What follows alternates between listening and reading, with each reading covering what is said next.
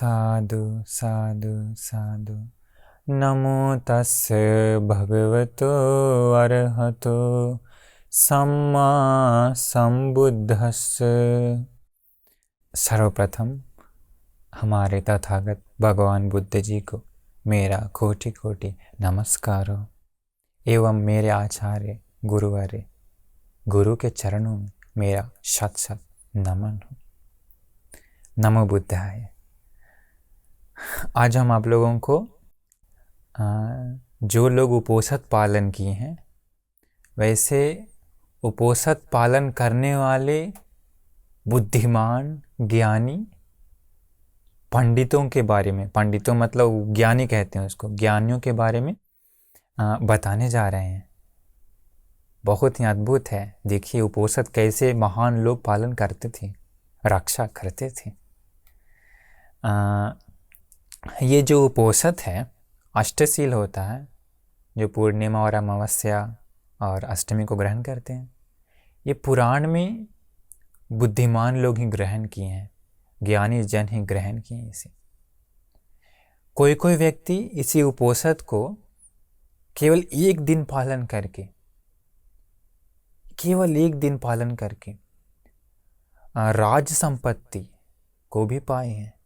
कोई कोई व्यक्ति अतीत में उपोषद को पालन करने जा करके कभी कभी उसको शाम को अत्यंत भूख के कारण उसी उपोषद को ना तोड़ करके, सामान्य क्या होते हैं, साधारण जन क्या होते हैं, भूख लगने पर अरे अब मुश्किल है उपोषद नहीं पालन कर सकते करके सील को छोड़ के क्या करते हैं, खाना खाते हैं। पर वो लोग क्या किया, एक व्यक्ति अतीत में अपने प्राण को भी त्याग दिया, प्राण को भी अपने उपोषद सील के लिए। लोग उसको खाना खिलाने के लिए आया, वो बोलता है नहीं, मेरा उत्तम सील है, मेरा सील उत्तम है, मैं कुछ भी हो जाए उपोषद को नहीं तोड़ूंगा, चाहे मेरा प्राण ही क्यों न चले जाए। वो अपना प्राण त्याग दिया उपोषद को पालन करते करते, मरने के बाद दिव्य लोक में जन्म लिया। ऐसे लोग भी हैं अतीत में। ये उपोषद इस प्रकार महान उत्तम लोग ही पालन करते हैं। साधारण व्यक्ति को इस उपोषद को नहीं पालन कर सकता। जिसका दिल महान है, जिसका गुण बहुत है, वैसे लोग ही इस उपोषद को रक्षा कर सकता। इस प्रकार ये उपोषद महाफलदायी है। तो देखिए हम आज जो घटना बताने जा रहे हैं वो बहुत ही अद्भुत है। भगवान बुद्ध जी के समय एक बार 500 उपासक, कितना, 500 उपासक पूर्णिमा के दिन भगवान बुद्ध जी के पास आया था जेतवन आश्रम में। वो 500 उपासक उपोषद शील, अष्टशील धारण किया था। भगवान बुद्ध को वंदन किया। भगवान बुद्ध पूछे कि उपासकों, क्या तुम लोगों ने आज उपोषद व्रत धारण किया है? वो लोग बताए जी भगवान, धारण किया हूँ। भगवान बुद्ध जी बोले साधु साधु, बहुत अच्छा। ज्ञानी जन, बुद्धिमान लोग इस प्रकार उपोषद शील को रक्षा करते हैं। क्योंकि उपोषद शील के दिन क्या सिर्फ खाना नहीं खाना है दोपहर के बाद, ऐसा नहीं, अष्टशील होता है। गुस्सा नहीं करना होता है, मन में गंदगी नहीं जगाना होता है, साधारण जीवन बिताना होता है, मुनियों के जैसा जीवन बिताना होता है। उत्तम गुणों से युक्त है ये उपोषद का दिन। तो भगवान बुद्ध जी इस प्रकार कहते हैं कि ये उपोषद बुद्धिमान ज्ञानी जन ही ग्रहण करते हैं। भगवान बुद्ध जी कहें कि अतीत में, अभी देखिए घटना बताने जा रहे हैं, पूर्व काल की घटना, अतीत में भी ज्ञानी लोग, बुद्धिमान लोग, महान लोग इस उपोषद को कैसे पालन किया है वो घटना सुनो। उपासक लोग कहता है कि भगवान बताइए वो घटना क्या है आखिरकार। भगवान बुद्ध कहते हैं बहुत अतीत में, पूर्व काल में अंग, मगध और काशी, मेरे याद से, इन 3 जनपदों के बीच एक जंगल था, वन था। तो उसी समय क्या होता है कि हमारे बोधिसत्व मतलब भगवान बुद्ध जी का जो जन्म होता है एक ब्राह्मण कुल में होता है। बाद में बड़ा होने के बाद उनका मन गृहस्थ जीवन में नहीं लगता है। वो गृहस्थ जीवन को छोड़ करके उसी 3 जनपद के बीच में जो जंगल था, वहीं जंगल में आकर के एक कुटिया बना करके तपस्वी का रूप ग्रहण करके रहने लगी। कुटिया के बगल में ही एक और था, कबूतरों की जोड़ी थी, मतलब कबूतर और कबूतरी। वो कबूतर का जोड़ी भी कुटिया के बगल में ही रहता था। और था एक नाग, एक नाग भी था जो कुटिया के जो है ना तपस्वी का कुटिया, उसी कुटिया के बगल में एक बील में एक नागराज भी रहता था। और एक था लोमड़ी, लोमड़ी भी बगल की कुटिया के बगल में जो झाड़ फूड़ रहता है ना जंगल, वहीं पर एक रहता था। और एक था एक भालू, भालू भी कुटिया के बगल में ही जंगल में रहता था। तो ये 4 थे। अभी कौन है? एक बोधिसत्व तपस्वी और 4 जानवर हैं, कबूतर की जोड़ी, नाग, लोमड़ी और भालू। ये चारों समय समय पर ये बोधिसत्व तपस्वी के पास आता था और उपदेश लेकर के ज्ञान की बात सुन करके जाता था। एक बार की बात है, क्या हुआ, अभी भगवान बुद्ध जी ये घटना बता रहे हैं। एक बार कबूतर और अपना पत्नी जो जोड़ी है उसके साथ भोजन की तलाश में आकाश से उड़ते हुए जा रहा था। तो कबूतर आगे आगे उड़ रहा था और इसकी जो पत्नी थी पीछे, वो पीछे पीछे उड़कर जा रही थी। जाते समय अचानक से क्या हुआ, एक चील आया। एक चील आकर के कबूतर की जो पत्नी थी कबूतरी, उस पर अटैक किया। अटैक करके अपने चंगुल में पकड़ करके और लेके उड़ गया। जो कबूतर की पत्नी थी वो विलाप देने लगी, जोर जोर से रोने लगी। कबूतर पीछे मुड़ के देखा, देखता है क्या कि उसकी पत्नी को चील उठा कर ले गया। उसकी पत्नी रो रही है, बचाओ बचाओ कर रही है, पर कैसे बचाए, चील शक्तिशाली है। चील क्या किया, उसे ले जा करके एक डाली पर बैठ गया। रोते रहने के बावजूद भी चील उसके पत्नी को मार दिया और खा गया। अब ये पूरा दृश्य देख रहा था कौन? कबूतर। अभी देखिए, कबूतर के मन में बहुत दुख हुआ, बहुत पश्चाताप हुआ, अप्रमाण अनंत दुख उसके मन को घेर लिया। उसका मन जलने लगा। पता है किस चीज से? कबूतर के प्रति जो, कबूतरी के प्रति जो प्रेम था, जो प्यार था, जो राग था, वो याद आने लगा। पुराने समय में अभी मान ली उसका पत्नी थी ना, तो उसको उसके कारण क्या हुआ, अभी काम वासना नाम की अग्नि जलाने लगी। किसे? कबूतर को। कि अरे अब मैं कैसे रहूँगा उसके बिना, कैसे उसके साथ, कैसे उसके बिना मैं रह पाऊँगा, उसके साथ रहने से मुझे सुख मिलता था। इस प्रकार वो अंदर ही अंदर जलने लगा, काम वासना नाम की अग्नि से जलने लगा, बहुत जलने लगा। अगले ही क्षण देखे क्या होता है, कबूतर को तुरंत होश आया कि अरे छी, इस काम वासना नाम की अग्नि के कारण ही मुझे इतना दुख मिल रहा है। इस काम वासना नाम की अग्नि के कारण ही मुझे इतना कष्ट मिल रहा है, मुझे इतना पीड़ा मिल रही है। मैं जब तक इस काम वासना को अपने वश में नहीं कर लूँगा, जब तक इसे दूर नहीं कर दूंगा, तब तक मैं भोजन नहीं करूँगा। ऐसा दृढ़ संकल्प लिया। दृढ़ संकल्प लेके क्या किया, अष्टशील उपोषण को धारण करके वो तपस्वी का कुटिया के बगल में आ गया और ऐसा संकल्प लिया कि जब तक इस काम वासना को, इस राग को खत्म नहीं कर दे, वश में नहीं कर ले, तब तक हम भोजन नहीं करेंगे। अष्टशील को ग्रहण कर लिया। अभी देखिए आप, कौन ग्रहण कर रहा है यहाँ पे? कोई मनुष्य नहीं, एक प्राणी, एक जानवर है, पक्षी है। सोचिए उन लोगों का बुद्धिमत्ता, उन लोगों का ज्ञान से मनन करने का क्षमता कैसा होगा, कैसा होगा। अभी ये घटना घटित हो गई। अभी क्या हुआ, और एक आगे है घटना। जो नाग था, वो नाग एक बार क्या हुआ, अपने भोजन की तलाश में एक बार इधर उधर जा रहा था और वो ऐसे जगह पर गया जहाँ पर बहुत सारी गायें चर रही थी, घास ये सब खा रही थी। तो उसी दिन क्या हुआ, तो बहुत सारी गायें थी, उसी के बीच एक सुंदर गाय था, एकदम पूरा मजबूत सुंदर बड़ा, और गाय गांव का सबसे मुख्य गाय था, मुख्य आदमी का गाय था। तो वो क्या कर रहा था, गाय सांप का जो बिल था ना, उसी बिल के पास जा कर के अपने सींग से, जो दीमक के द्वारा बनाया हुआ बिल होता है, उसी बिल को अपने सींग से ऐसे तोड़ तोड़ करके मतलब खेल रहा था वो गाय उस प्रकार से। वो सांप क्या हुआ, गाय के खुरों की आवाज़ सुनकर डर गया सांप, और वो बिल में छिपने जा रहा था। जाते समय क्या हुआ, उसी जो मेन मेन गाय था, उसी गाय का पैर इस नाग के शरीर पे पड़ गया।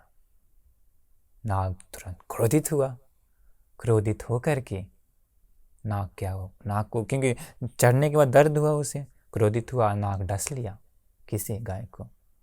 गाय थोड़ी ही देर में खत्म, गिर करके मर गई गाय। वो तुरंत क्या किया, नाग बिल में जाके छिप के, अब ये सारा दृश्य देख रहा था।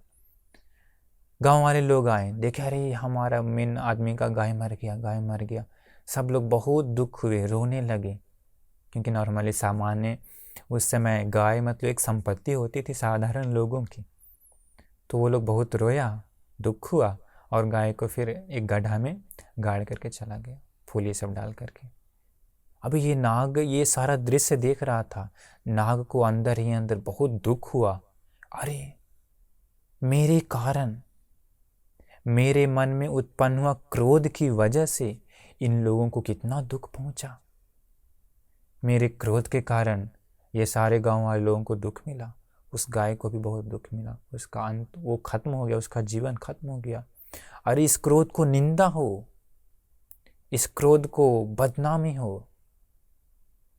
वो नाग सोचता है, मैं जब तक इस क्रोध को, मैं जब तक इस गुस्सा को वश में ना कर लूं, इस गुस्सा को नष्ट ना कर दूं, तब तक मैं वापस भोजन नहीं खोजूंगा। ऐसा संकल्प लेकर के वो अष्ट उपोषणशील को ग्रहण कर लेता है। ग्रहण करके उसी तपस्वी के कुटी के बगल में वो भी रह गया। इसके बाद अभी 2 घटना हो गई, पहला था कबूतर, दूसरा था नाग, तीसरा कौन था याद है, लोमड़ी। लोमड़ी एक दिन क्या हुआ, खाने की तलाश में जा रहा था इधर उधर। जंगल में जाते समय उसे एक मरा हुआ हाथी का बॉडी मिला, बड़ा सा हाथी का। इसके बाद वो सोचा, अरे वाह कितना अच्छा खाना है, मतलब एक लोमड़ी को उतना बड़ा बॉडी मिल गया, तो सोचे कितने दिन का खाना, बड़ा ही खुश हुआ, ये है खाना का भंडार मेरे लिए। अत्यंत खुश होकर के जा कर के सबसे पहले सूढ़ है ना, सूढ़ से मांस काटने के लिए ट्राई करता है। उसे लगता है एक बड़ा पिलर को खाना जैसा, मतलब हार्ड था बहुत ज़्यादा। इसके बाद वो पेट को हाथी का पेट को जाके काटता है।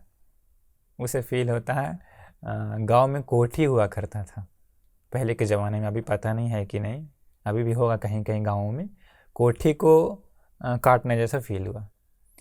इसके बाद दांत को, हाथी का जो वो होता है ना दांत बड़ा सा, उसको काटा, लोहा को चबाना जैसा फील हुआ।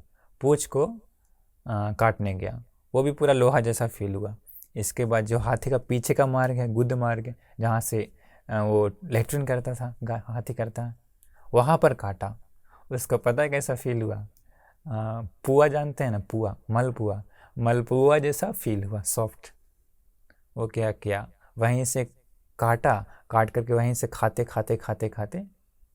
वो हाथी के पेट के पीछे से पेट के अंदर चला गया। अभी लोमड़ी को पूरा मांस का स्वाद लग गया, बड़ा खुश हुआ, अंदर गया हाथी के पेट के अंदर। अभी वो सोचा इधर उधर खाने की खोज में भटकने से क्या लाभ है, इतना बड़ा खाना का भंडार मेरे सामने है। जब उसे भूख लगती हाथी का मांस खाता, प्यास लगती वो हाथी का खून पीता, और पेट के अंदर ही सो जाता। अभी देखिए क्या हुआ, कुछ दिन बीते, धूप और हवा चलने की वजह से क्या होता है, जो हाथी का पीछे का मार्ग से घुसा था वो धीरे धीरे सिकुड़ करके क्लोज हो गया, बंद हो गया।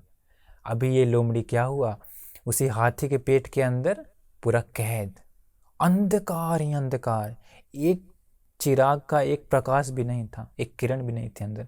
अंधकार होने के कारण अंदर क्या, वो खून भी खत्म हो गया और प्यास से भी तड़पते रह गया, और अंदर वो बहुत तड़पने लगा, उसको घुटन होने लगी, बहुत डर गया, पूरा छटपटा रहा है, अंदर तड़पते हुए रह रहा था।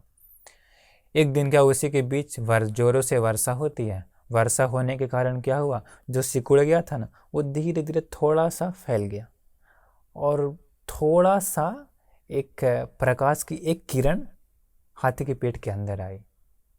तब इस लोमड़ी को जान में जान आई कि अरे ये रहा मार्ग। वो क्या क्या पूरा कोशिश करके, अभी कई दिनों अंदर तड़पते हुए था तो कमज़ोर हो गया था, पूरा ट्राई करके उसी से धक्का दे करके किसी भी तरह से बाहर निकल आया। बाहर निकलते समय जो लोमड़ी का शरीर में जितना भी लोम था वो सब हाथी का पेट में इधर उधर सट गया और सारा लोम उखड़ गया। बाहर निकला, कुछ दूर गया, जा करके वो वापस मुड़ी घुमा करके रिटर्न होकर देखता कि अरे मेरे मन में इस भोजन के प्रति अधिक आशा होने के कारण ही, इस भोजन के प्रति तृष्णा होने के कारण ही मुझे ये विपत्ति आई, इतना बड़ा दुख का सामना करना पड़ा इस भोजन के प्रति अधिक तृष्णा के कारण ही। आज के बाद मैं, जब तक मेरे मन में इस भोजन के प्रति तृष्णा है वो खत्म ना हो जाए, वो दूर ना हो जाए, जब तक मैं इस भोजन के प्रति तृष्णा को अपने वश में ना कर लूँ, तब तक मैं दोबारा भोजन नहीं करूँगा। ऐसा दृढ़ संकल्प लेकर के वो लोमड़ी अष्टशील उपोषद धारण कर लेता है। देखिए तो जरा, आजकल व्यक्तियों को ये सोच भी सकता है क्या? आजकल व्यक्तियों को ये सपना में भी नहीं सोच सकता है। पर ज्ञानी जन देखिए, उस समय जानवर जन्म में जाने के बावजूद भी ज्ञानी जन की चिंता, सोचने की क्षमता अद्भुत है ना। इस प्रकार वो लोमड़ी भी उपोषदशील ग्रहण कर लिया और तपस्वी के कुटी के बगल में वो भी रहने लगा। अभी हो गया 3। पहला क्या था, कबूतर, दूसरा था नाग, तीसरा था लोमड़ी, भालू था। अभी देखिए भालू को क्या हुआ, भालू को एक बार मन किया अरे चलो आज गांव में चलते हैं, गांव साइड में जाके थोड़ा अच्छा खाना कुछ खाएंगे। ऐसा सोच वो भालू मतलब एक पर्वत था, पर्वत की साइड में आदमी लोग रहता था, छोटा सा गांव था। वो भालू क्या हुआ, खाना की खोज में उधर गांव की साइड जाने लगा, मतलब पर्वत की साइड, और जिधर आदमी लोग रहता था।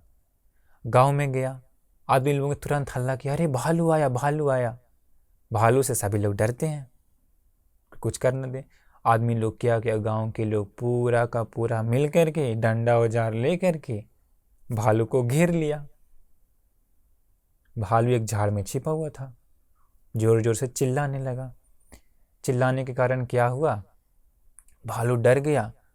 भालू डर के अभी भागने लगा। भागने लगते समय आदमी लोग क्या किया, अरे भाग रहा है भालू, भाग रहा है करके डंडा से, पत्थर से, तीर से, औजार से फेंक कर मारने लगा। बेचारा भालू का शरीर में जहाँ तहाँ घाव हो गया, खून बहने लगा, सिर फट गया, सिर से खून बहने लगी। अभी बेचारा बहुत मुश्किल से प्राण बचा के किसी तरह से भाग निकला भालू। भाग निकलने के बाद भालू वापस भागने के बाद सोचता, अरे अपने शरीर को देखा, रक्त की धारा बह रही है। वो सोचा ये इतनी बड़ी विपत्ति मुझे आई है मेरे मन में अधिक आशा के कारण ही ना। छी, उस अधिक आशा को, अधिक तृष्णा को निंदा हो, इस इच्छा की वजह से मुझे इतना दुख सहना पड़ा। मैं जब तक इस अधिक इच्छा को अपने वश में ना कर लूँ, इस अधिक इच्छा को दबा न दूँ, इस अधिक इच्छा को दूर ना कर दूँ, तब तक मैं वापस खाना भोजन ग्रहण नहीं करूँगा। ऐसा दृढ़ संकल्प लेकर के उपोषद धारण कर लिया और तपस्वी के कुटी के बगल में वो भी रहने लगा। अभी 4 हो गया। उसी के बीच क्या हुआ था, एक बोधिसत्व नहीं, एक पच्चेक बुद्ध थे, हिमालय में रहते थे। वो अपने दिव्य दृष्टि से देखे कि एक तपस्वी है। अभी बोधिसत्व तपस्वी को अपनी दिव्य दृष्टि से देखते हैं, वो ये तपस्वी है, ये तपस्वी भी बहुत ही अहंकारी है, घमंडी है। क्यों घमंड था? ये जो बोधिसत्व तपस्वी थे ना, ब्राह्मण कुल में जन्म लिए थे और इनके मन में अहंकार था अपने कुल के प्रति कि हम उच्च कुल में जन्म लिए हैं। घमंड होने की वजह से उस तपस्वी को ध्यान भी उत्पन्न नहीं कर पाया था। याद रखिए पुण्यवानों, जब तक मन में घमंड अहंकार ऐसा कुछ है तो तब तक ध्यान कितना भी कर लें, ध्यान में नहीं आ सकते हैं। प्रथम ध्यान, द्वितीय ध्यान आदि प्राप्त नहीं कर सकते हैं। तो वो बच्चे के बुद्ध देखें कि ये तो इसी भद्रकल्प में भविष्य में बुद्ध बनने वाला बुद्ध का अंकुर है, बीज है। इसके घमंड को दूर करने के लिए और ध्यान उत्पन्न करने के लिए मदद करना चाहिए, ऐसा सोच वो आसमान से आए तपस्वी की कुटी के पास, और कुटी के बाहर जहाँ पर तपस्वी बैठा करता था जिस पत्थर पे, उसी पत्थर पे ये पच्चेक बुद्ध बैठ गए। बैठ जाने के बाद अंदर से वो आया तपस्वी, वो बोधिसत्व तपस्वी, आते के साथ तुरंत नाराज हो गया, अप्रसन्न हो गया और गुस्सा से बोलने लगा, अरे श्रमण, अरे नीच श्रमण, तो किससे पूछ करके इस आसन पर बैठा है? ये मेरा आसन है। पच्चेक बुद्ध बोलते हैं कि अरे पुण्यवान तपस्वी, ऐसे क्रोधयुक्त बातें बोलना उचित नहीं है तुम्हारे लिए, अहंकार में रहना उचित नहीं है तुम्हारे लिए।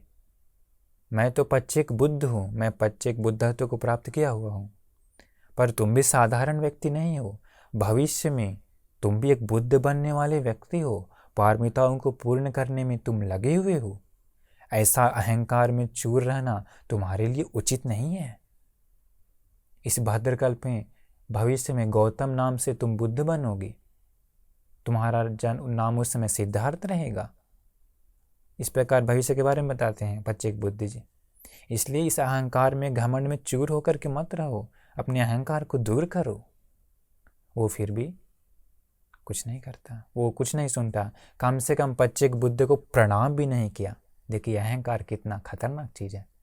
सिर भी नहीं झुकाया, घमंड होने के कारण, अहंकार होने के कारण।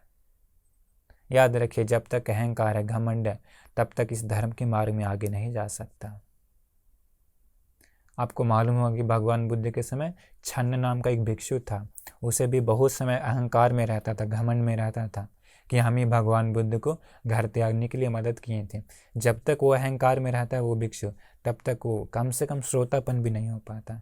जिस दिन अहंकार को दूर करता है, उसी के बाद वो भिक्षु को भी इस धर्म के मार्ग में आगे बढ़ने का भाग्य मिलता। तो ये बोधिसत्व तपस्वी भी अहंकार से चूर थे। फिर पच्चेक बुद्ध जी बोलते हैं, ठीक है, देखता हूँ कि तुम्हारा कुल में ज़्यादा शक्ति है, तुम कुल जिस कुल में जन्म लिए हो उस कुल में ज़्यादा शक्ति है या मेरे गुणों में। हे तपस्वी, शक्ति है तो तुम अपने शरीर को मुझ जैसा आकाश में उड़ा कर दिखाओ। ऐसा बोल करके पच्चेक भगवान बुद्ध जी क्या किए, अपने शक्ति से आसमान में उड़ गए। आसमान में उड़ करके अपने पैरों की धूल उस तपस्वी के जटा पर गिरा करके उसके सामने, उसकी आंखों के सामने आकाश से चले गए।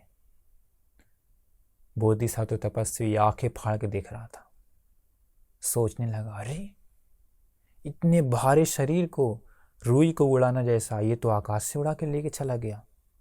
अरे ये तो उत्तम व्यक्ति है सचमुच में।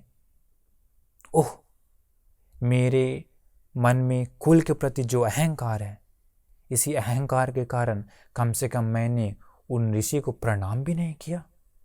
कम से कम ये भी नहीं पूछा कि मैं कब बुद्ध बनूंगा और क्या क्या करना है ये वो।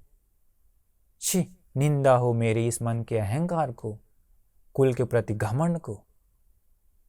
मैं तब तक भोजन ग्रहण नहीं करूंगा जब तक, भोजन को खोजने के लिए भी नहीं जाऊंगा, तब तक नहीं जाऊंगा जब तक मैं अपने मन के इस अहंकार को, इस घमंड को दूर ना कर दूं। ऐसा सोच बोधिसत्व तपस्वी कुटी के अंदर गए, अष्ट उपोषद शील को ग्रहण कर ली और अपने अहंकार को दूर करने के लिए कोशिश करने लगे।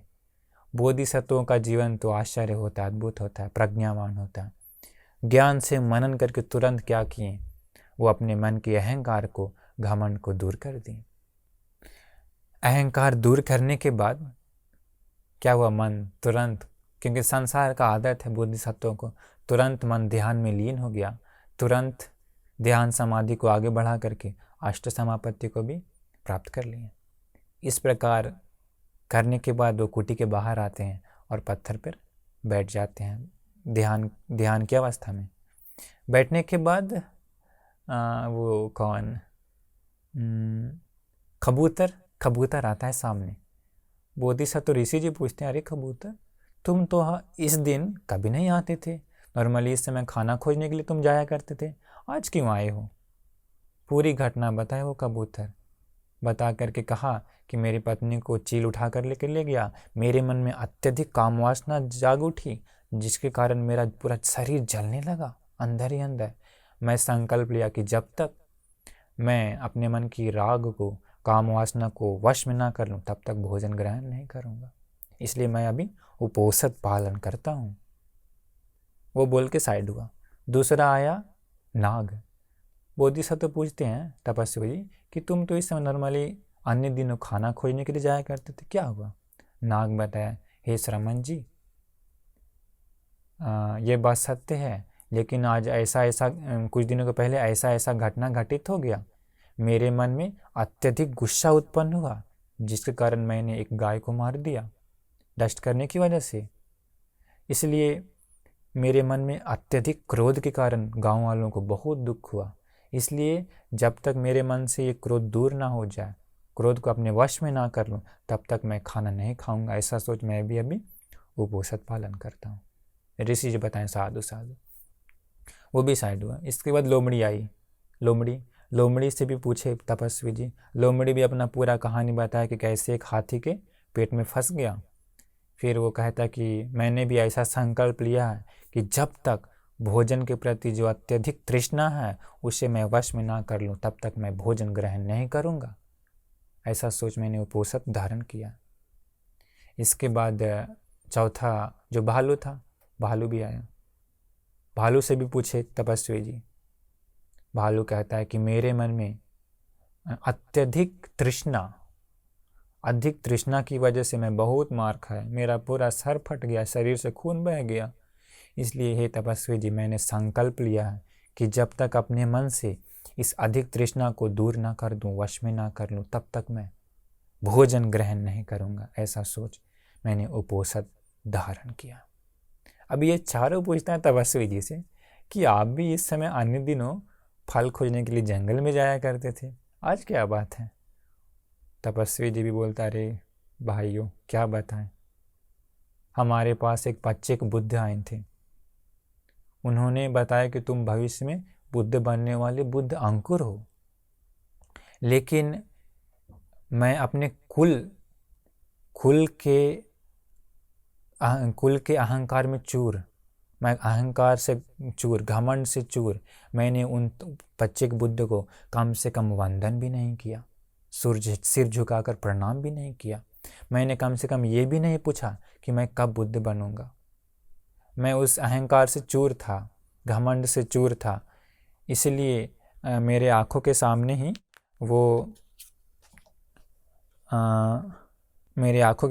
वो आकाश से चले जाते हैं। तो आकाश से चले जाते हैं, तब मेरे मन में बहुत दुख आता है कि इस घमंड के कारण मुझे ऐसा हुआ। इसलिए बाद में मैं ज्ञान से सोचा कि जन्म से कोई लाभ नहीं होता, चाहे वो किसी भी कुल में जन्मा ही क्यों ना हो। लोक में उत्तम महान तो वही होता है जो शरीर मन वाणी को संवर करता है, संयम में रखता है, अपने मन की गुणों को बढ़ाता है, घमंड को दूर करता है। ऐसा व्यक्ति ही उत्तम होता है। इसी कारण से मैं भी अभी उपोषद धारण किए हुए हूँ, इस अहंकार को दूर करने के लिए। इस प्रकार ये चारों बातें होती है।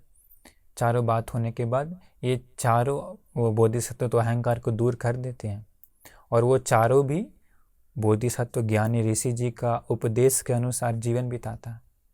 बोधिसत्व ध्यान समाधि बढ़ा करके मरने के बाद ब्रह्मलोक में जाता है, और वो चारों जानवर मरने के बाद चारों जानवर देवलोक में जाता है। क्यों? उपोषित सील धारण करने की वजह से। देखिए कितना अद्भुत है, जानवर भी देवलोक में आ गए। अभी तो मनुष्यों को भी देवलोक में जाना संभव नहीं है, क्योंकि मनुष्य जो गुण उन जानवरों में था वो गुण अभी मनुष्यों में भी नहीं है, मनुष्यों में भी नहीं है। देखिए ऐसे बुद्धिमान लोग उपोषित पालन करते थे। तो भगवान बुद्ध जी ये घटना उन 500 उपासकों को बताते हैं। तो इसलिए आप भी ज्ञान से इस प्रकार मनन करिए कि जब कभी कुछ हो तो उपोषित धारण कर लिए। जैसे मैं पहला कबूतर धारण किया था, क्या उसके मन में काम वासना की अग्नि से वो जल गया था, और ऐसा संकल्प लिया था कि जब तक ये काम वासना को वश में ना कर लूँ तब तक खाना नहीं खाऊंगा।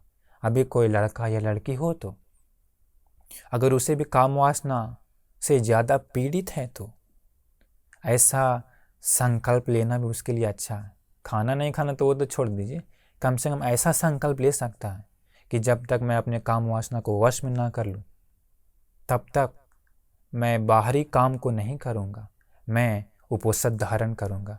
ऐसा विचार से कोई उपोषित धारण करता है तो उसका जीवन उत्तम है, उसका जीवन महान है।